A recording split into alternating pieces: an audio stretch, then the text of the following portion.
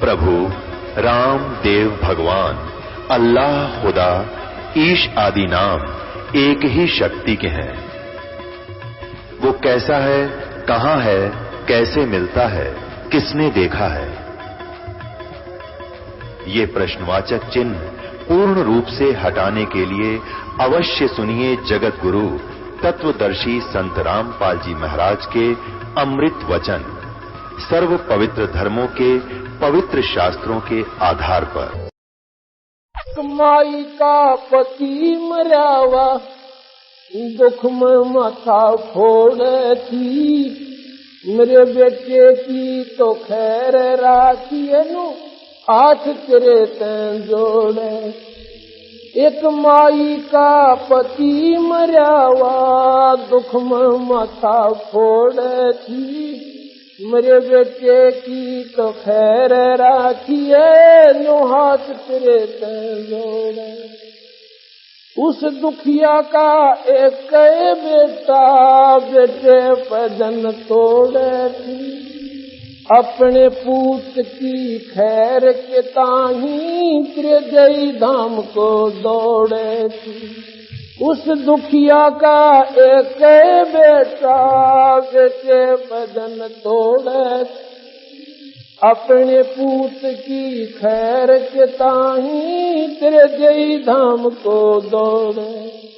उसके आगे वो भी खा लिया सती करी न टाल तने, सत्य पुरुष बुला दिया आप जन, कुछ ना सोची काल तने।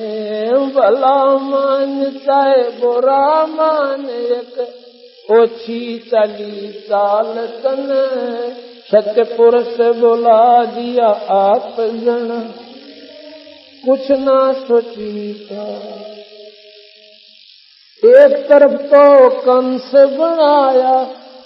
बनाया कृष्ण भगवान तुही, अपना स्वार्थ सिद्ध करने का ये बना दी चारों खान तुही।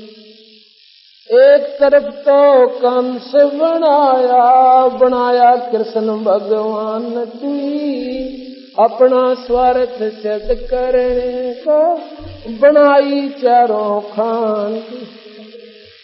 सतगुरु जी की मेर हुई जब हमने तेरी जान हुई, ये ओछी उपासना सारी ये छुट गई, बुरे कर्मा से आने हुई। सतगुरु जी की मेर हुई जब हमने तेरी जान हुई, ओछी उपासना सारी छुटगी, बुरे कर्मात आने हुई। राम देवानंद धन मेरे सतगुरु उधार दिया रामपाल तने, सतपुरुष बुला दिया कुछ ना सोची काल तने। भला मान चाहे बुरा मान एक ओछी चली चाल तने, सत्य पुरुष बुला दिया आप सत्साही। अब काल को लाना देते हुए इस वाणी के माध्यम से सतगुरु कबीर साहब गरीबदास जी की वाणी के आधार पर ये आपको सुना। इसमें कहा गया है भला मान चाहे बुरा मान या ओछी चाली चाल तना, और सतपुरुष बुला दिया आप जना लिया, कुछ ना सोची काल तना। सतपुरुष का कितना जिक्र भी नहीं छोड़ा, अपनी ही महिमा वेदों द्वारा, अपनी ही महिमा पुराणों के माध्यम से आप शिव पुराण को पढ़ के देखो। उसमें क्या लिखा है कि शिव से ब्रह्मा विष्णु शंकर इन तीनों की उत्पत्ति हुई। ब्रह्मा विष्णु और शंकर। अब हम शिव किसने समझे? भगवान शिव जी को यानी शंकर जी को। अब ये पूछन विचार करने की बात है कि शिवते और ब्रह्मा विष्णु और शंकर यह उत्पत्ति हुआ कैसे? यहां पर यह बात सारी सुलझ गई कि शिव कहते हैं शक्ति को, शक्ति नाम शिव का है। और यहां का शिव जो पूर्ण शक्ति है 21 ब्रह्मांड की निरंजन है। निरंजन से ब्रह्मा विष्णु महेश की उत्पत्ति हुई। वहां भी उसने अपनी महिमा गाई और फिर लिखा है कि विष्णु जी से ब्रह्मा विष्णु शिव की उत्पत्ति हुई। और फिर विष्णु कहां रह गया? फिर ब्रह्मा विष्णु शिव की उत्पत्ति विष्णु से, वो महाविष्णु महाशिव महाब्रह्मा वो कौन है? वो स्वयं निरंजन है। वो अपने 3 रूप बनाकर स्वयं इन जीवों को धोखे में डालने खातिर और इस माई के 3 रूप बनाकर अपने साथ रखता है। जब शिव हो गया तो मां की जरूरत कहां रहेगी? इसलिए वो महाशिव खुद स्वयं निरंजन है और महाविष्णु महाब्रह्मा ये स्वयं भगवान निरंजन है। वेद पढ़ो उसमें भी ज्योत स्वरूपी परमात्मा का ही वर्णन है। सुख सागर पढ़ो उसमें भी ज्योत स्वरूपी भगवान की महिमा है। पुराण पढ़ो उसमें भी आखिर में ज्योत स्वरूपी परमात्मा की ही महिमा गाई जाती है। और बाकी जो शिव विष्णु ब्रह्मा जी की जो अपनी लीलाएं हैं वो भी उसमें चर्चित हैं। वेद पुराण, पुराण है मुसलमानों का ना, कुरान है मुसलमानों की किताब। उसमें भी कहां तक ज्ञान है? मुसलमान भाई जो मोहम्मद की जो साधना करते हैं वो मोहम्मद भगवान शिव का अवतार था।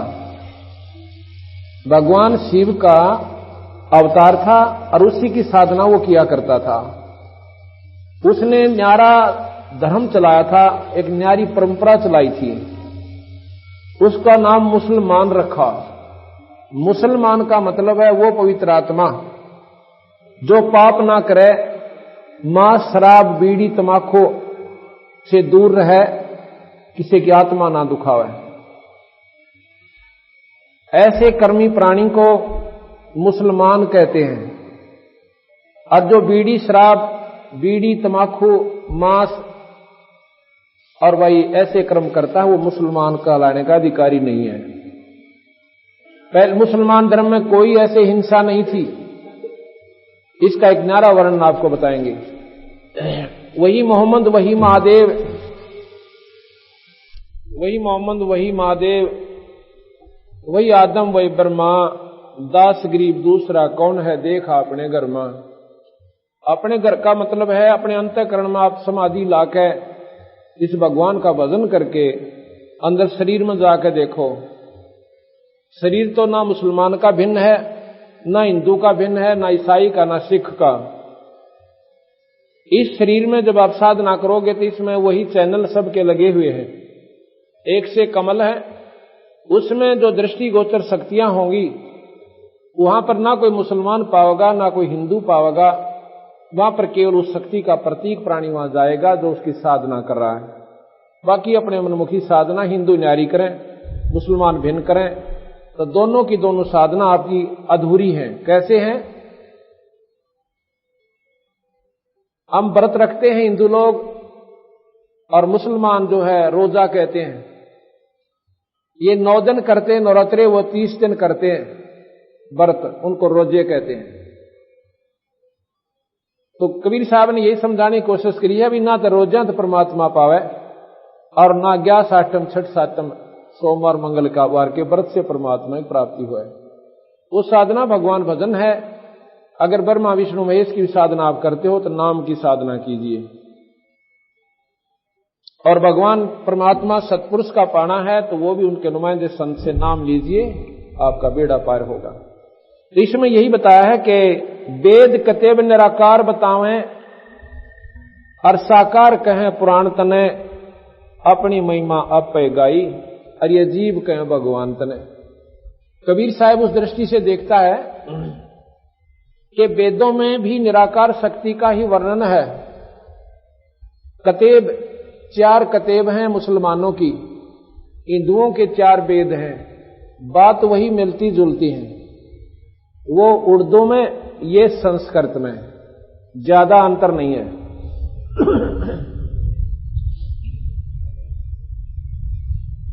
वेद तो बताते हैं वो निराकार शक्ति, और कतेब भी निराकार, और पुराण कहें वो साकार के अंदर है।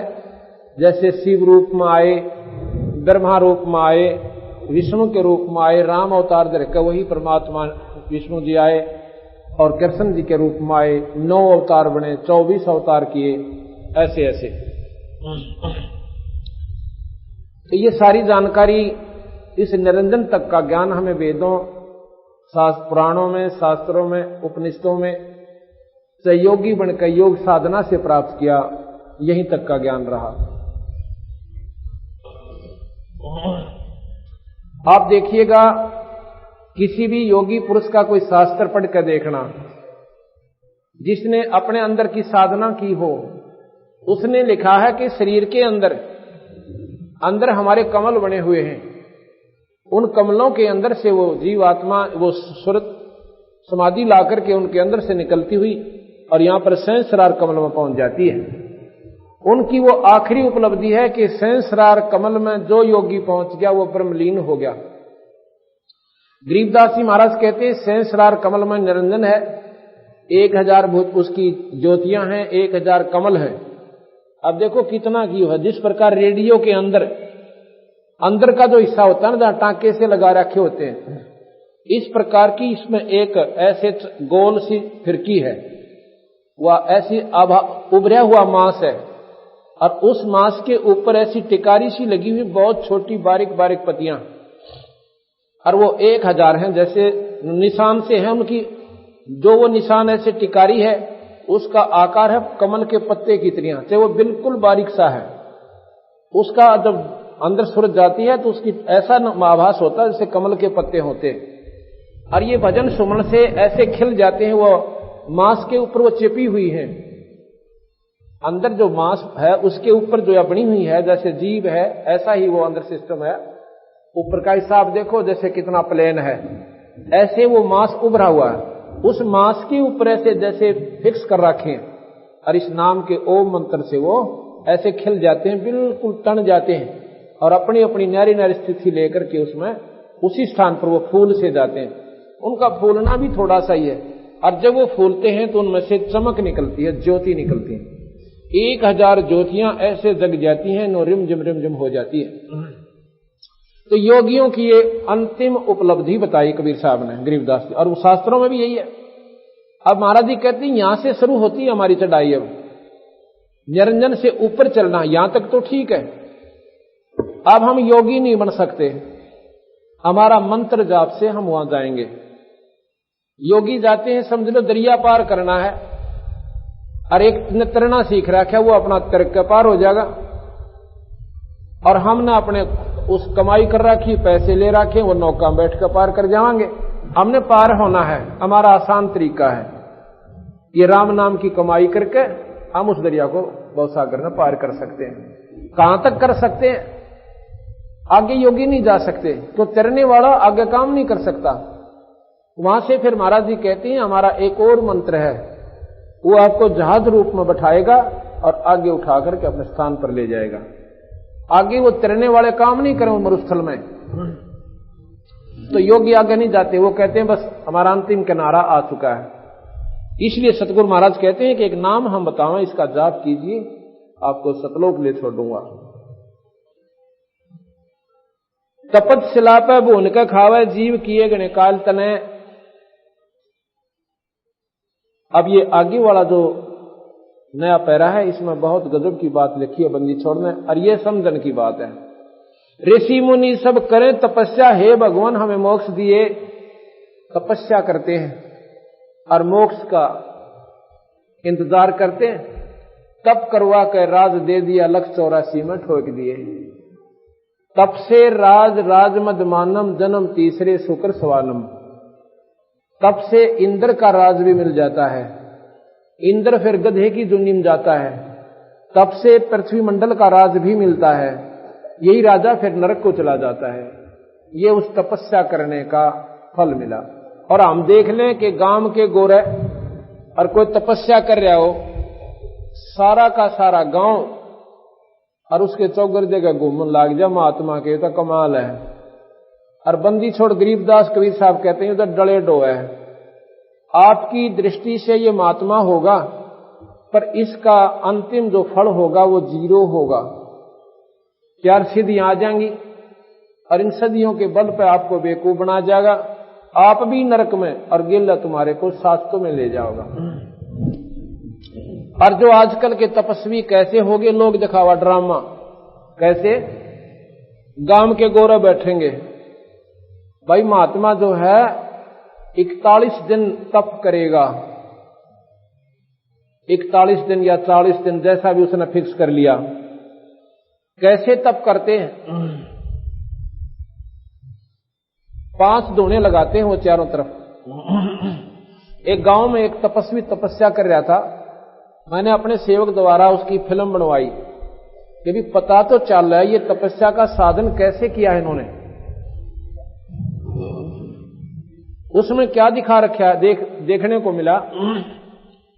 वो तपस्वी 5 दोने लगवाता है अलग अलग, इतनी इतनी दूरी पर, और उपलों के गोशों के।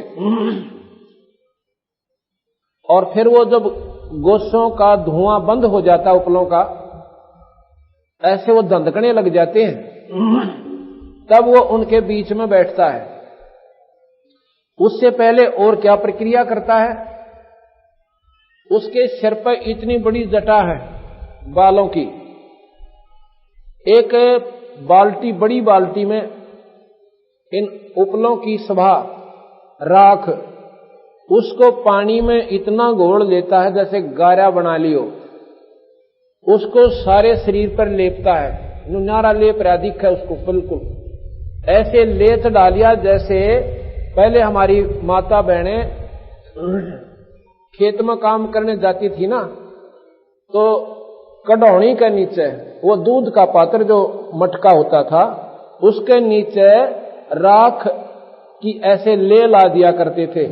वो थोड़ी फालतू ला जाया करते कि आज शाम नवारी आवांगे, इतने वो क्या करती है वो राख, गिल्ली राख, उस आंच को धीरे धीरे धीरे धीरे अंदर प्रवेश करने देती है, एकदम नहीं जाने देती। इस प्रकार उसने वो सारे का मुंह पर, काना पर रीत सा बन गया, सारे शरीर पर। और फिर वो जटा खोल कर उस बाल्टी में दे दी, नो की नो सर करके, और फिर उसको नो करके कति गच बनाकर नो बांध करे नो धर ली ऊपर, ऐसे रख ली। और फिर वो दोनों के बीच में पहुंचा, इतने बार आग धंधक के, यानी पूरी सुलग के, और धीमी पड़ गई। अब क्या होता है कि जिस पर वो जो उपले गोसे होते हैं ना, ये राख ऐसी होती है ऊपर से एकदम फैड हो जाती है, राख बननी शुरू हो जाती है, और वो राख उस आंच ने दाबना शुरू कर देती है। आंच नहीं आने देती बाहर, वही राख उनके बाहरले हिस्से की उपलों की जो राख है उनको आगे से इतना दबा दे है कि उन उपलों की आंच बाहर नहीं आती, बहुत कम। आप करके देखो इसको। अच्छा, फिर वो बैठ गया जी भगत जी उसके बेचारे, और जब वो चला ना, और वो बड़ी बड़ी दुनिया बाण बेटी गांव की इकट्ठी हो रही, और सुल्फा पाड़ मेरे बैठे जबरदस्त का है, वो लागे उसकी जय बोलन, और वो बैठ गया बेचारा। और लड़कियां बेचारी बोली बाड़ी उसके परिक्रमा करती हैं, उसके गीत गावे महात्मा नूर जोगी नो फलाना नो। अब वो क्या करता है कि आध घंटे तक और 3 घंटे बैठता, वो आध घंटे तक तो वह राख जो पहले गीली करके लीप रखी थी वह आंच न ना जान दे। आध घंटे के बाद वो क्या करता है, ये ऊपर के बाल खोल लिए, वो नो का नो पूछड़ सा, और पाछे न डाल लिया। जोन से भी हिस्से में मान ले इस साइड में गर्मी लगी तो उस सिर ने ऐसे घुमा दे पूछड़ से, न वो सारे बाल और गारा नो ठोक लिया रहे, और जितने हिस्से में वो लाग गए वह गारा फिर गिली हो जाए, वो पहले राख लपेट रखी, कुछ इसमें पानी गिस कर रखा, आध घंटे हुआ फिर हाथ नहीं लागण दे इस साइड में, और जब इस साइड में लाग गए वह फिर नो घुमा दे, और वही पाछे नो तो वह पाछे ने घेरे रहा था उसने सारी ने, मुंह का लागे जो भाग गए नो कर ले। 3 घंटे बना कर उन्हें बेवकूफ, और 40 दिन करके साधना 9 लाख रुपये ले गया, और बहका दिया गांव में, बोले थारी वो लड़कियों का स्कूल बनवाएंगे, स्कूल में 70,000 रुपये दे दिए, 80,000 रुपये की सुल्फा खींच गए, वो उसके साथी जो उन्हें डंडोरा पीटा करते, उसकी मुंह मौका अंडा करते, और गाड़ी ले लेकर चंदा मांग मांग लाया करते, और एक उसने सुमो गाड़ी ले ली, गांव कुएं में पड़ो जयबंदी छोड़ की, ये साधक ये साधना, और ये बॉडी बूच उनके पीछे ला गिरे। ये हमने भी बेरा पटा ना, हम भी बेचारा खड़े पाओ, क्यों श्रद्धा भगवान में थी, ये हमने तो ये ज्ञान हो गया बंदी छोड़कर ना, मैं सब तागे पाऊं, क्यों परमात्मा में श्रद्धा पहले से पुरानी खूब थी। तो इसलिए सतगुरु के ज्ञान ने ईसा अंधेरा हटा दिया। अब हमने तो वक्त बालका का खेल लागे से, अब बच्चों का खेल ये लोग कर रहे हैं। ये तो हुआ इन अनाड़ी साधकों का। अब आपको उन साधकों का जिक्र करते हैं जिन्हें अरबों वर्ष तप किया और कति मरना मांड दिया उस मालिक के नाम में, तो भी उनकी गति नहीं हुई, उसके बारे में भी बताते हैं।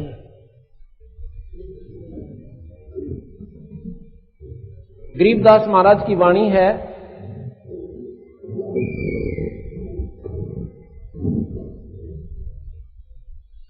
विलास बोध, उसमें आपको फिर सुनने को मिलेगा। अब उन तपस्वियों का गरीबदास महाराज वर्णन देते हैं। एक मन मुरारी तपस्वी को तप किया था। मन मुरारी नाम के तपस्वी ने एक बार तप किया था। 10,000 वर्ष शिला पर बैठ के, एक पत्थर के ऊपर बैठ के, लोग दिखावा नहीं, एकांत में चला गया और कुछ खाया ना पिया, यानी अपना खाना खा और फिर बैठ जाए। 10,000 वर्ष तप किया। फिर वो दरगाह में गया धर्मराज के पास। वहां धर्मराज बोला, अदल करूं के फजल करूं। फजल कहते हैं रहम को, अदल कहते हैं न्याय को। धर्मराज बोला कि न्याय करूं या मैं रहम करूं। अब तपस्वी ने सोचा कि रहम क्या करवाऊं, मैंने तप कराया है, मेरा फल देगा। कहता आप अदल करो, न्याय करो। बोला अदल करो, अदल माने न्याय करो। तो धर्मराज बोला कि शिला तुम्हारी के हमारी? वो जिस शिला पे तने भजन किया था, तप किया था, वो तेरी थी या मेरी? वो तो आपकी थी जी। जय न्योकव है कि मेरी थी, तो वो कहता कि ल्या उठा के तेरी थी, तो अगना जी वो तो आपकी थी, मेरी थी। तो भाई न्या तो यू सही 10,000 वर्ष उस मेरी शिला ने सर पे धर ले और जा। फिर कहता है रहम करो, अगना रहम करो तो मैं अपने सर पे धरूं, ऐसी गलती मैं ना करूं। फिर उसको सर्प बना के उस तपस्वी को उस शिला के नीचे 10,000 वर्ष काटने पड़े। ना तुम्हारी तो 10,000 वर्ष शिला धरले सिर ऊपर। फिर मन मुरारी ने कहा फजल करो। धर्मराय बोला भाई लेखे सर लेखा भाई, मैं धर्म का राज करूं हूं और तेरे सिर तो उतारूं, तो मेरे सिर पर धरिए। एक धर्मराय निरंजन ने अपना या न्यायाधीश छोड़ रखा, फिर मारी लेखा जोखा करनिया। अदल करके फजल करूंगा, तने पहला तो न्याय करूंगा और फिर तने बाद में अर्जी देना मेरे को, ये तेरी फजल की सोचूंगा। फिर फजल के रह गया जब वो गधा बन दिया। जब मन मुरारी तपस्वी ने कहा 1000 बार तोबा, तपस्वी तो अनंत कोट हो गए। गरीबदास जी कहते हैं एक काना करण तपस्वी था, काना करण, उसने 22 लाख वर्ष तप किया था। तब उसके मन में मोद आई कि मेरे जैसा तप भाई किसी ने नहीं किया। जब धर्मराय ने उसके पास से विमान भेजा, चलो तुम याद किए हो, तो रास्ते में कहा कि यहां पर एक पर्वत पर शिला है, इसकी प्रक्रिया देख लो। जब वो तपस्वी गया 18 करोड़ काणे करण अपने नाम लिख लिख अपना पीरियड में इतने साल तप किया था, वहां पर उस जैसे 18 करोड़ करण वो तपस्वी अपना नाम लिख लिख जा रहे। और तू भी लिख दे अपना भाई यहां पर।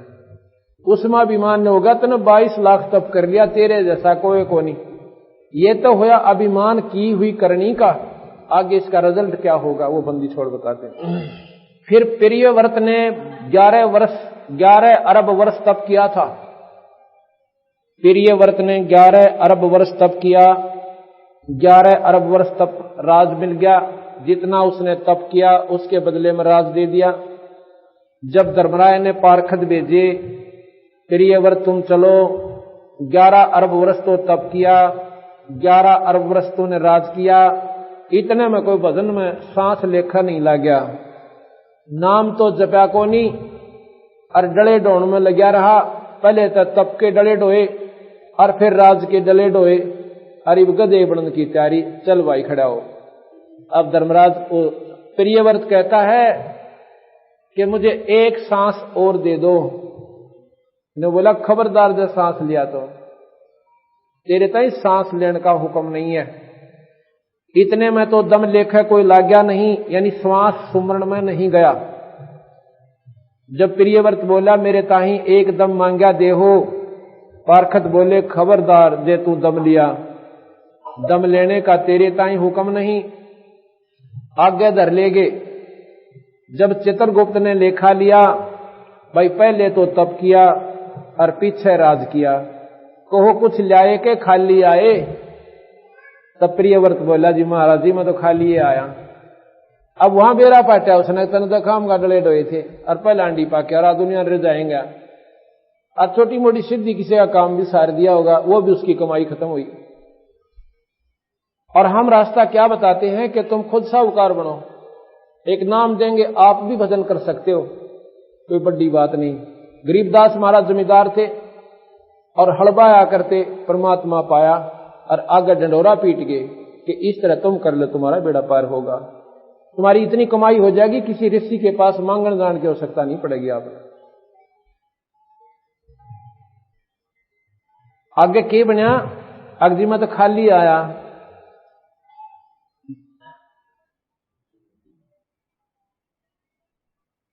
खाली आए। जब प्रियव्रत बोला महाराज जी खाली ही आए। जब धर्मराय बोला करो इसका मुंह काला। जब प्रियव्रत बोला महाराज जी मेरा मुंह काला क्यों कीजिए है, धर्मराय बोला बंदगी वास्ते भेजा था, बंदगी क्यों करी नाही, भजन करने खातिर मनुष्य शरीर दिया था, ये उल्टे काम खातिर नहीं था। प्रियव्रत बोला तकसीर हुई। फिर कहते हैं मार्कंडे ऋषि गोसाई ने तप किया 10,000 वर्ष पद्म आसन। तब इंद्र ने उर्वशी भेजी ठगने ताई। उर्वशी ने ऐसा रूप धरा विशाल लोचनी चंद्र बदनी 36 बाजे लेकर आई। श्रवण तो राग मोहे, यानी गाने इतने बढ़िया गाए आदमी सबका लट्टू हो जा। श्रवण कहे कान्ना ने, श्रवण तो राग मोहे और लोचन तो रूप मोहे, यानी सुंदर रूप बना के आई। नासिका तो सुगंध मोहे, इतनी बढ़िया मकरंद वहां पर छोड़ दी। ऐसी अपनी सिद्धि के द्वारा वातावरण इतना रमणीक बना दिया। रसना रसाल मोहे, एक मस्तक ऐसा विशाल धरा मत्थे में, मस्तक में ऐसा लाल विशाल धरा। अद सातों पुर चमत्कार में दर्शे, दांता पे हीरे की हीरंबर कणी जड़ी, शीश फूल की शोभा क्या कहूं, एक एक मुक्ता हल ऐसा जड़ा जिसमें चारों मुक्ति और बैकुंठ बासे। कांचों की मोतियां के लहरिए लागे, जैसे घटा में दामनी यानी बिजली चमके। ऐसा गुलाब मुलागिर लाया 12 योजन मकरंद उठे। गुलाब लाया इतनी दूर तक उसकी सुगंध जावे। उस बनखंड के तपस्वी तो पतंग की जो जल मरे, एक एक पायल ऐसी बाजे सातों पुर मोहित हो जाए। उस बनखंड के तपस्वियों का बीज नाश किया। मानसरोवर भूमि ईशान कोट उर्वशी उतरी। मार्कंडे गुसाई के मारने ताही साज दरके, एक सेंसर नाथ नाची किरा कह डाल के डांस करे उसने। मार्कंडे गुसाई नहीं मुस्काए, तब खिसियानी होकर कमर का नाड़ा तोड़ गिरा। तब मार्कंडे गुसाई बोले, हे बेटी, हे बहन, हे माई, तुम्हारे क्यों आई? उर्वशी कहे, हे मार्कंडे गुसाई, तुम्हारी योग समाधि कहाँ है? जब मार्कंडे गुसाई बोले, शपथपुरी के ऊपर एक ब्रह्मलोक है, निरंजन का लोक, वो ब्रह्मलोक है, वहां एक अवगत राजा है, उसके एक एक नित नेम 9 लाख उर्वशी नाचनावे हैं, एक समय 9 लाख। और एक एक उर्वशी कैसी है? जिनके 7 बांधी हैं तेरे जैसी पांदौड़ ने। जो तू इतनी सुंदर अपने आप को समझती है, उनके गेला तेरे जैसी 7 बांधी, उसके पांद होती उन उर्वशियों की एक गेला। वहां थे हम। कहने का भाव इसका यूं था मार्कंडे गुसाई का कि उस ब्रह्मलोक में जो आनंद था, तेरा आनंद तो काग की बींट है। जेती दुमा दामी तय करी हमने कुछ ना देखी। जो बोले इब का फेर बन का जतन जरूरत है, जो कुछ जरूरत हो। तब उर्वशी शीश कूट कर रोई, मैं दुआगण कीजियूंगी। इंद्रलोक में कहेंगे तुम मल अखाड़ा आ रही। मार्कंडे गुसाई बोले, तुमसे कोई और अगली सुंदर हो ना, उसने भेज दो। तब उर्वशी बोली, महाराज जी, इंद्र की पटरानी मैं हूं। देख यहां पर विचार करो, इंद्र स्वर्ग में कितना सुख है। अपनी पत्नी को नीच कर्म की खातिर अपनी गद्दी बचाता इंद्र ने भेज दिया। महाराज हमारी तो पत राखो, तो इंद्र लोक में चलो। वह उर्वशी ने बोली, महाराज जी मेरी इज्जत राखो ना, एक बहु ही चाल पड़ो थे, मैं कह दूंगी हरा लिया इसने। हम 3 लोक के मुनीश्वर तो लूट लिए, और तुम किस लोक में रहो तो मैं जानो। मार्कंडे गुसाई कहे, वो तो कुमार हैं जो तेरे ऊपर चढ़े हैं, तू गधी है, कोई पजावा लावना ना नीम उचारनी। इंद्र मरेगा जब किसने करेगी? महाराज मैं 14 इंद्र वरूंगी। इंद्राणी कहती है, मैं 14, इतनी आयु है मेरी, ये 14 इंद्र मरते रहेंगे और मैं वहीं पर न्यो की नो पटरानी रहूंगी। 14 इंद्र मरेंगे तो कहां जाएगी? उर्वशी कहे, मृत लोक में गधी कीजियूंगी, और जेते इंद्र में भोगूंगी वो गधे बनेंगे। तब मार्कंडे गुसाई बोले, तुम्हारे ताई इंद्र लोक में क्यों ले जावे थी? अपनी पत राखण ताई, इज्जत राखण ताई। तो आगे कहते हैं मार्कंडे गुसाई बोले, फिर गधियां का पथ किसी, फिर इज्जत की भी बात क्या देखा बौड़ी बूझ। तो जब स्वयं ऐसे आप बताने लग रही मेरे 14 खसम होंगे और फिर वह गधे बनेंगे, मैं गधी बनूंगी, उस इंद्र लोक ना हम न चाहिए कोई ना, उस स्वर्ग ने तो ही राखा अपने दौरे। अब यही गरीबदास जी कहते हैं ब्रह्मलोक में इतना सुख है, इन उर्ले स्वर्गों से ज्यादा है, और सतलोक में तो गिनती है कोई ना, ये सारे फेल हैं, ब्रह्मलोक भी फेल है उसके आगे। तब उर्वशी प्रणाम करके उठ गई। तब इंद्र आन कर मार्कंड, ये नियम है कि जो उस उर्वशी से नहीं आ रहा तपस्वी, तो उसको इंद्र का राज देना पड़ता है, इंद्र ने गद्दी छोड़नी पड़ती है। अब इंद्र आ गया ने बोला, महाराज जी वो राज ले लो। तब इंद्र आन कर मार्कंडे गुसाई के चरणों पड़े, चलो बंद निवाज इंद्रपुरी लीजिए। मार्कंडे गुसाई बोले, रे इंद्र तू के कहे? अरे रे इंद्र, हमारा इंद्रपुरी किस काम की? हम तो नी कामी है, नी इच्छा है, निर्गंध है, निर्वासिक है। एक समय हम ब्रह्मलोक में जावा थे, तो वहां पर भाई देखे तो 87 लील इंद्र बैठे हैं। तेरे जैसे राजा उस ब्रह्मलोक में नील 87 लील, जैसे शंख नील ऐसे होते ना, ऐसे करोड़ पद्म लील ऐसे, तो तेरे कैसे 87 इंद्र उस ब्रह्मलोक में बैठे थे। तब उन्होंने हमारे चरण लिए, तेरी गद्दी ने के चाटू, तेरे जैसे तो मुझे नमस्कार करते हैं वहां पर। ये ब्रह्मश्रेय की बातें हैं। ब्रह्मश्रा कैसा है? अज असंख्य कोष में शैल है, सो तुम्हारी इंद्रपुरी काग की बीट है। यो पटरा देकर मार्कंडे गुसाई ने इंद्र समझाया, और जय जाने तो इंद्र पदवी का संकल्प लो, और लख 84 की खाल तो छुटवाऊं तेरे ताई। मार्कंडेय ने बोला भाई तो इस इंद्रपुरी ने छोड़ दे आज तक और दे दे किसे ताई और तेरे को ब्रह्मलोक में ले चलता हूं। अब वही बात से भाई यहां थोड़ा सा सुख हो जाओ, कतई नहीं छूटे। कोई सल्फाई पीवे है तो उसने आनंद मान रहा है, दारू पीता है वो लत छूटे ना, नाम लेना चावस आदमी पर वो श्याम ने साथी याद आ जाओ बोतल लाड़े ओ ना छूटे, इससे गधा बनना मंजूर पर वह बुराई ना छूटे। और इंद्र राज ने छोड़ा क्यों कर के बोला, इंद्र बोला महाराज जी ईब तो मौज मारन दो फिर देखाएंगे, फिर टट्टू देखा गधा बने पास। अब पीछा छुटवाने का समय तो अब है, छोड़ी सड़ंगे ने यानी सारा जो खाम खा का चक्कर पा रखा। इब सुख ने अगर विवरण करे तो फिर इसका भाव ही बदल जाता है इंसान का, जब थोड़ी सी समझ से काम ले लेता है।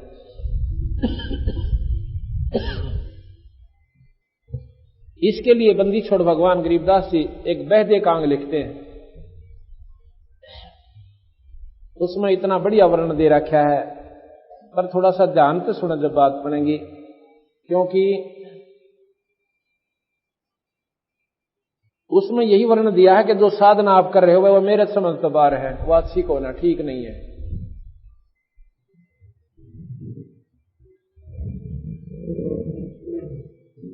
कैसे है?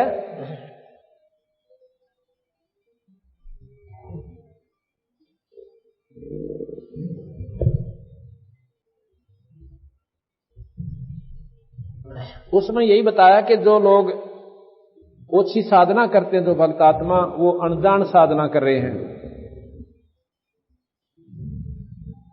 वो पार नहीं हो सकते। किस प्रकार? एक बार कहते हैं बंदी छोड़ कि हर पैड़ी हर हेत नि जाना वाजा तेग चलावे हैं। हर पैड़ी हर हेत नि जाना वाजा तेग चलावे हैं। एक समय की बात है, एक कुंभ का मेला हो गया। आज से लगभग 325 वर्ष पहले की बात है। उस समय कुंभ का मेला हुआ था और कुंभ के मेले में ये महात्मा लोग हरिद्वार में इकट्ठे हो गए, बहुत गणे। और नहाने की जो पर भी बताई उस समय ये नागा महात्मा कहने लगे कि भाई हम प्रथम स्नान करेंगे, हम सर्वश्रेष्ठ हैं। वैष्णव महात्मा कहने लगे नहीं भैया हम सर्वश्रेष्ठ हैं, हम प्रथम स्नान करेंगे।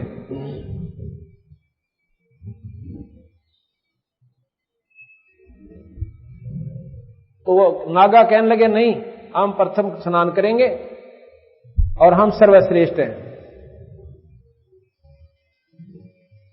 इन बातों पर उनकी आपस में कवा सुनी होगी।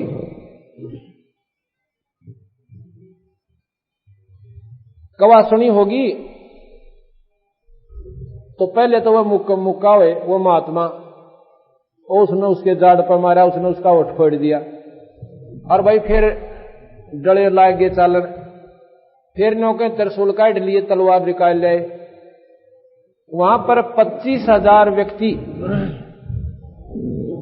25,000 वो महात्मा आपस में लड़कर मर गए और गंगा के पानी को लाल कर दिया।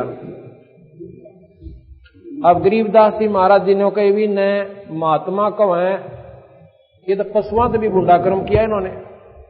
अब स्नान करना था, एक बुद्धिजीवी आदमी, वो भी कोई नहाता हो ना पैड़ी पे, और वो आके नो कहला भाई थोड़ा सा नौन सी हो इधर वाले, वो भी राह दे देगा, गाजा भाई नहा ले। इतना सद्भावना होती है। और जिन महात्मा का उन्होंने इतना अनर्थ कर दिया, तो महाराज कहते हैं जब वो महात्मा होते ना, अब महात्मा तो हाथ भी नहीं उठा सकता किसी की तरफ और कीड़ी भी ना मार सकता, और वो आपस में पालियां की तरियां कटका मर गए, बौड़ी बूचा की तरियां। पशु भी बढ़िया उनते हैं। तो महाराज जी कैसे, तो यहां क्या बताया, तीर तुपक तलवार कटारी जमदड़ जोर बदावे हैं। हर पैड़ी हर हेत न जाना वहां जा तेग चलावे हैं। जो भी वैदा है, वैदा कहें अनावश्यक बातें हैं जो ये अपने आप कर रहे हैं ना मनमुखी साधने, ये ठीक नहीं है। तीर तुपक तलवार कटारी जमदड़ जोर बदावे हैं, हर पैड़ी हर हेत निजाना वहां जाते एक चलावे हैं। परमात्मा का प्यार तक गए भूल, हर की पैड़ियां पहनोगे लठ बजान लाएंगे। कहां भाव रहा तुम्हारे अंदर भगवान का? काटे शीश नहीं दल करुणा, और वह जग में साध कमावे है। शर काटे दया नहीं, और उन दुनिया साधु के अधिकारी को ना भाई होता है। ये तो बड़ा तुमने बेवकूफ बना रहे हैं। काटे शीश नहीं दिल करुणा, जग में साध कहावे हैं, और जो नर उनके दर्शन जावे उन भी नरक ले जावे हैं। जब उनमें स्वयं इतनी मुंडी आग भरी पड़ी, अब वो साध कान किए देंगे, या समझ में नहीं आई। जब स्वयं आचरण इतना गंदा उन लोगों का, तो बेचारे वो भोली भाली आत्मा उनने की आरती तारे ना कुछ लेना ना देना। संपट चलाकू साहेब कहते चेतन चार चार चलावे हैं, अंधा जगत पुजारी जाका फिर दुनिया को बनवावे। या दुनिया का राजी होती है, फिर जाएंगे पुजारी जी दो रहे, वो मूर्ति पूजा बता देगा। अब इस पत्थर में मूर्ति में भगवान है, इसका ऊपर जल चढ़ा दो और पता से चढ़ाओ के मैं पैसे दो, आपकी मौत कितने दर दो। अब ये विचार कीजिए, परमात्मा उस मूर्ति में नहीं है। अगर ये सच्चाई बतावे हैं तो स्वीकार नहीं होती, जैसे परसों मैंने बताया था, क्योंकि नई संगत आती हर बार में, और हमारा उद्देश्य है कि यो अंधेरा जो अज्ञानता का कर रखा है ये थोड़ा हट जावे, और हटेगा जब अंतःकरण में यह बात पक्की दस जाएगी कि आप झूठ से। वैसे कहने तो नहीं छूटती है बीमारी, ये तो छूट की बीमारी है, देखा देखी लागे।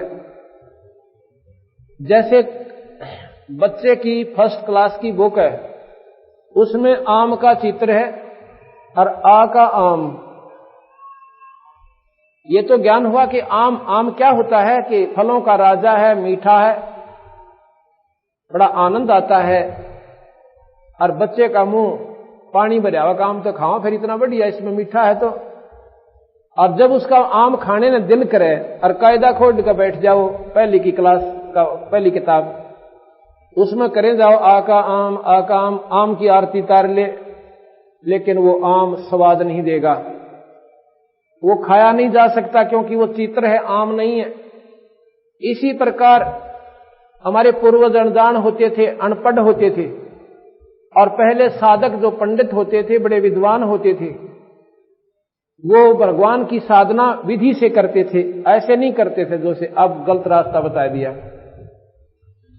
अब वो बुढ़े जो अनपढ़ आदमी जाकर पूछता, महाराज जी भगवान कैसा होता है? एक न बतावे, दो न बतावे, भाई 4 भुजा होती हैं, एक हाथ में कमल है, एक में फूल है, एक में न्यूस है, गदास है। उन्हें वह चित्र बना दिया एक माटी का। कोई पूछे नो कह दे ईसा हो सब भाई, ये मूर्ति देख ले, ऐसा भगवान होता है, लेकिन पावगा विदित है। अब उनके पूर्वज आए, उन पंडितों के, उन मूर्ति धर ली। अब हमारा पिताजी जो था मूर्ति ने भगवान दिखाया करता, ईब उसकी आरती तारन लागे, उस मूर्ति पर पानी डालना। वो तो पूजा श्रद्धा की खातिर करते थे, अपने इष्ट की मूर्ति देखा, नमन कर लिया, श्रद्धा बन गई, और उससे मुक्ति को ना कुछ भी लाभ नहीं, सिर्फ अपना भावना बनी रहेगी। ठीक है, उस मूर्ति को देखते उसके गुण याद आते हैं, जैसे आम देखते हैं, आम के गुणों का बेरा पाट है, लेकिन उसमें आम नहीं है। तो इस प्रकार जब हमने आम चाहिए तो 20 रुपये गोज में गाल है, और मंडी में जावे आम करे, तो कोई बताओगा वो दरे भाई, और उस बेचने वाले से कह ले भाई कैसे देता है? इतने रुपये किलो। अब जितने लेने उसके पैसे दे, आम खा ले। कायदे माम तो लाख वर्ष देख ले, कतई नहीं मिला। इसी प्रकार परमात्मा मंदिर में नहीं है।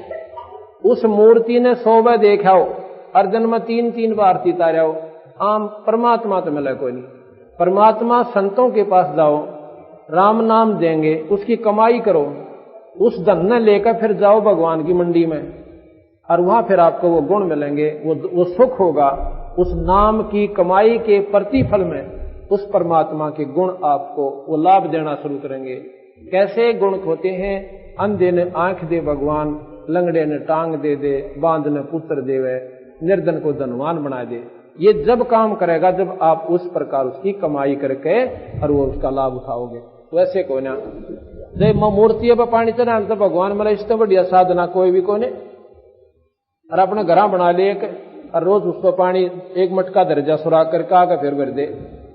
ये गलत साधना बना रखी है आप लोगों ने। आपने साधना विधि से करनी पड़ेगी और जब आपका छुटकारा होगा। इस प्रकार आपने तपस्वियों का तो सुन लिया कि तपस्या कैसे होती है और इसका कैसे लाभ इस प्राणी को होता है। आगे फिर बताया, इसमें लिखा है कि तप करवा के राज दे दिया 84 में ठोक दिए। एक गलत धारणा, गलत साधना इस काल निरंजन ने, ज्योत निरंजन ने और हमारे ऊपर डाल रखी है। हम पहले तो गलत साधना करवाता है और तप करवा के राज दे देता है और राज के प्रतिफल में फिर यो गधा बना दे से। कबीर साहब कहते हैं, कबीर हरि के नाम बिना कबीर हरि के नाम बिना ये राजा रसब हो। राजा रसब कहते हैं खच्चर को, जो ज्यादा वजन धरे। राजा रसब हो, कौन सा राजा जो भगवान से विमुख है। अगर राजा होकर अमरीश की तरिया, राजा होकर और राजा जनक की तरिया अगर कोई भक्ति करे तो वो राजा भी पार हो सकता है, कोई बड़ी बात नहीं होती है। राजा और ज्यादा लाभ उठा सकता है, वो धर्म ज्यादा कर सकता है, साधना ज्यादा कर सकता है, क्योंकि परमात्मा पासरा रख के राज को विधिवत चलावे, किसी की आत्मा ना दुखावे, परमात्मा प्रसन्न होकर उसके राज की रक्षा करे। लेकिन जो विमुख है परमात्मा से वो राजा कहते हैं गधा बने और वो बड़े डाल का। कबीर हरि के नाम बिना ये राजा रसब हो और माटी लगे कुमार का फिर नारना नीरे को। कबीर हरि के नाम बिना ये नार कूतिया हो, उस ईश्वर के सुमरण बिना ये झूठी साधना करने से यह नारी कहते हैं कूतिया की जो निम जाएगी और गली गली भौंकत फिर टोक न डाले को।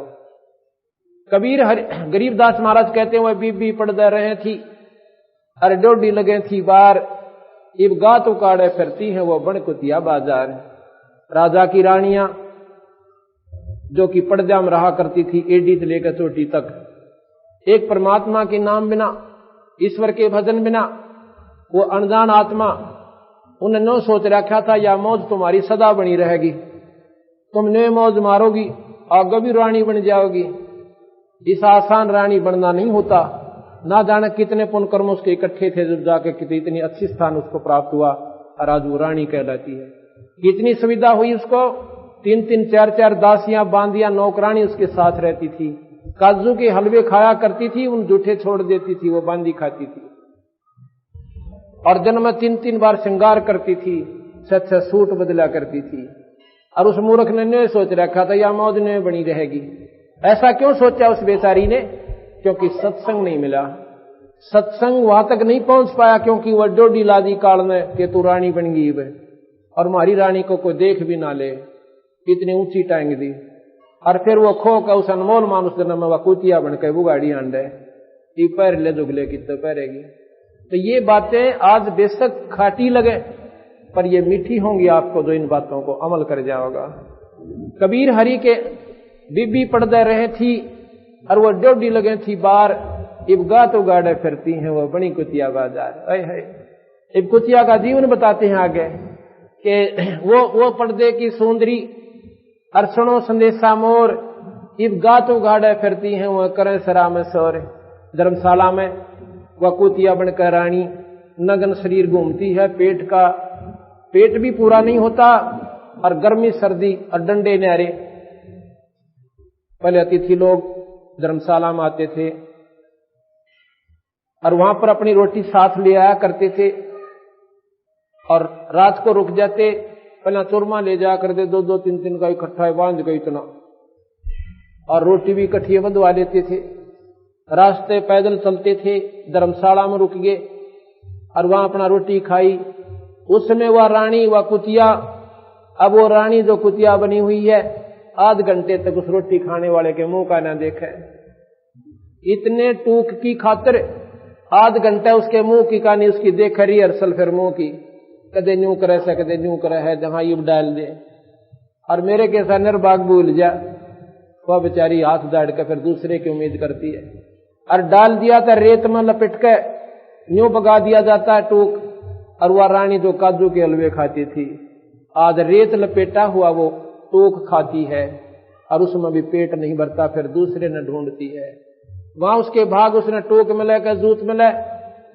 उसके बाद महाराज कहते हैं कि नक बेसर नक पर बनी वो पैर थी हार हमेल, और वह सुंदरी से कुतिया बनी सुन साहिब के खेल। एक छोटे से काम में ना आप काम भी करते रहो और परमात्मा ना भूलो, आपको मनुष्य शरीर मिला और फिर भक्ति मिला, अच्छी जगह आपका जन्म हो।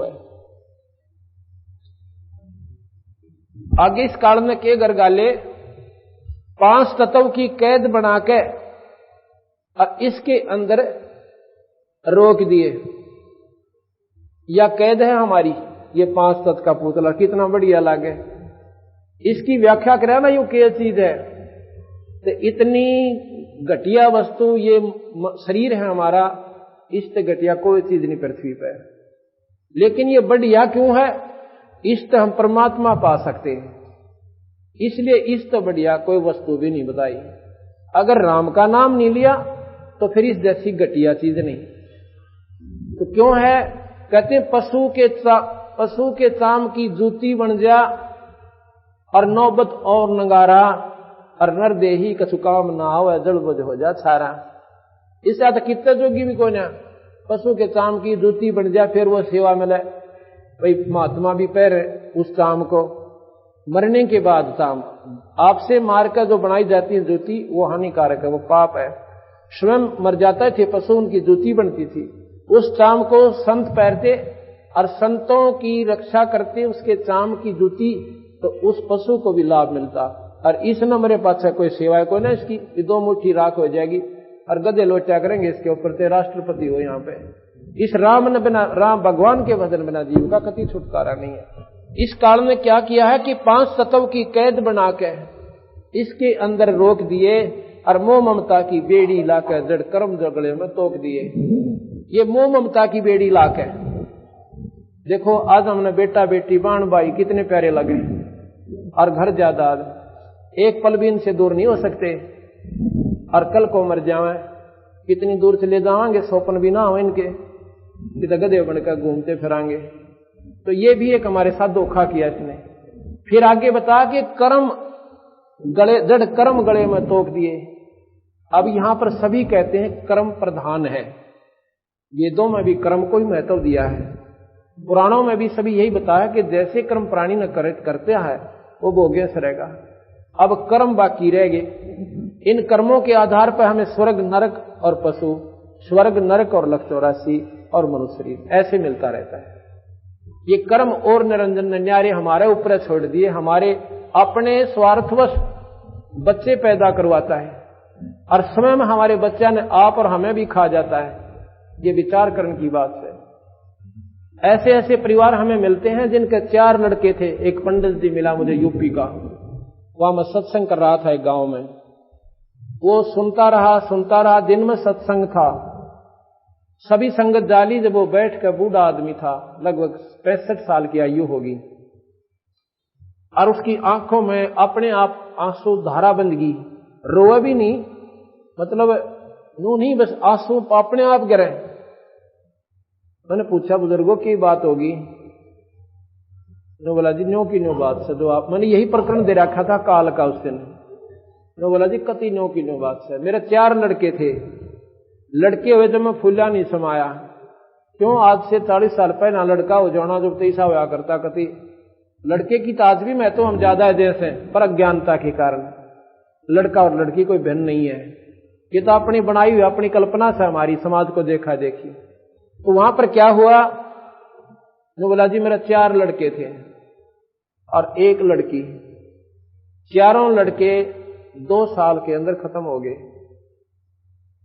6 माही पूरी नहीं होने दे दूसरे की, इतना मर ले। कोई एक्सीडेंट में किसी ने सांप लड़ गया और कोई सुसाइड कर गया। 4 साल में मेरे या लड़की का एक दोता ले रहा छोटा सा, जे 2-1 साल का, न्यू बोला दोते पे जन तोड़ू से।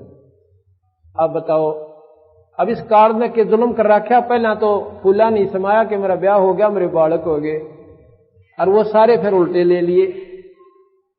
अब बता क्यों कर टाइम पास करे ये प्राणी। गरीबदास महाराज कहते हैं धोखा काल में थारी गल खूब कर रखा भाई।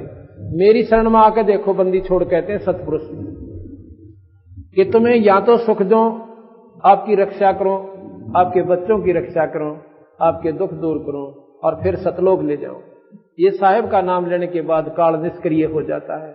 जैसे फणपति मंत्र सुन राखे फण सकोर, ऐसे बीरा काल मेरे मंत्र तयू काल लवे मुंह मोड़े।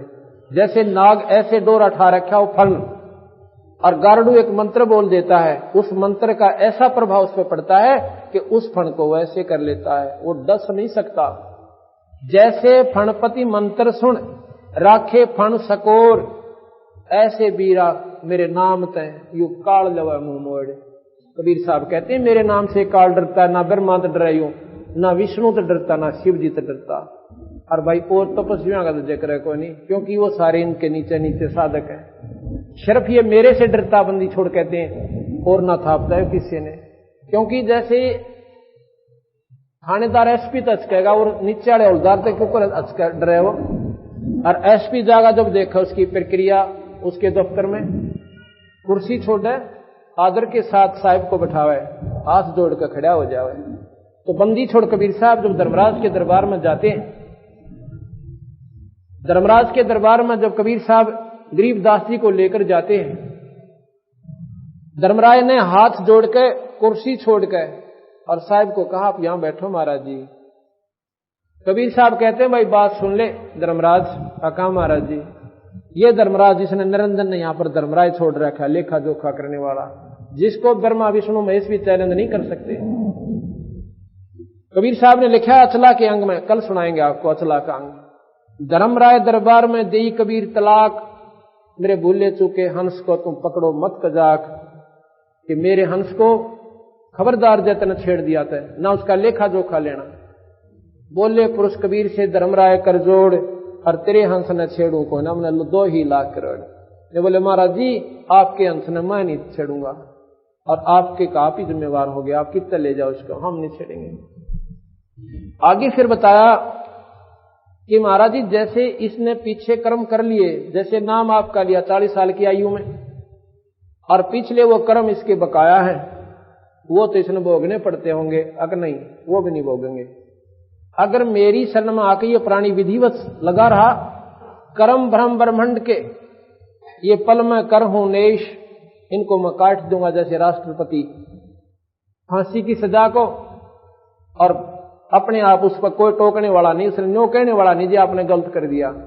वो प्रथम नागरिक है यहाँ का, पूर्ण शक्ति पराशक्ति है।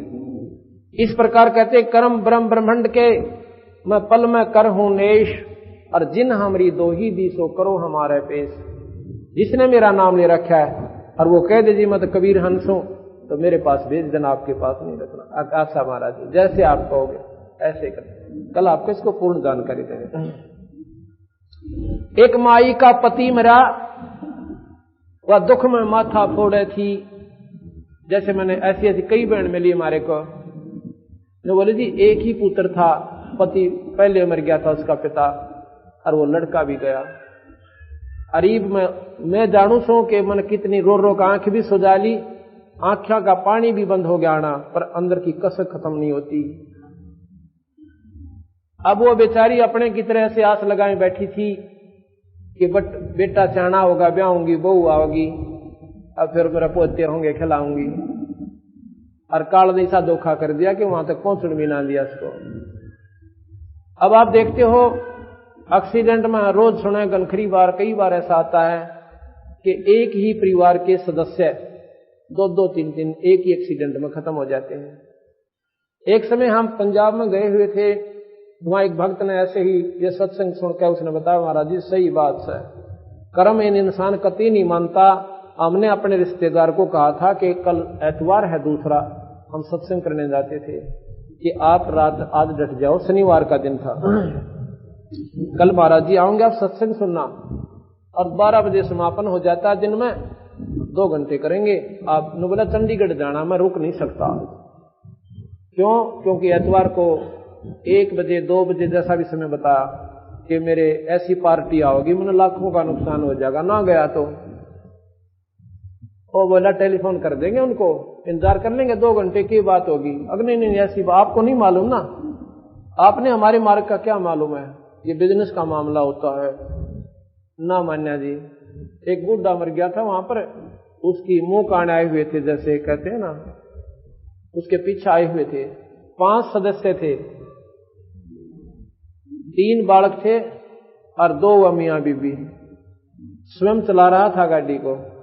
अंबाला के पास एक ट्रक खड़ा था बजरी का भरा हुआ, और जैक ला रखा था, अंधेरे में दिखा को ना, देर सी होगी शाम ने और शनिवार को, और उसके नीचे जाकर वह मारुति कार बढ़ गई, और जैक हट गया आशी स्पीड से, और वो बजरी और दोनों पहिए काट रखे, उसके कोई हब टूट रहे थे जैसा भी था, और वो ट्रक ने ओकानो मारुति पर गिर गया। 500 के 500 वहीं खत्म। अब भाई उस के तो वो बेचारा का वो पार्टी काम आई, और के वो कोठी साथ ले गए। दोगड़ी भगवान में श्रद्धा बनी को ना, और आगे की फिर बता रखी कि 84 में जागा गधा बनेगा। इसका बेराय को नहीं। इसलिए कहते हैं उस विधवा का, उस माई का पति मरा, एक माई का पति मरा हुआ दुख में माथा फोड़े थी, मेरे बेटे की तो खैर राखिए नो आज तेरे तंजोड़ थी। अब बता काल का गा जोड़ा रिसर खाने हम बता कब तक माफ करेगा यो। आगे की बताया कि उस दुखिया का एक बेटा बेटे पैदन तोड़े थी, और मेरे पुत्र की तो खैर राखिए नो तेरे देव धाम को दौड़े थी।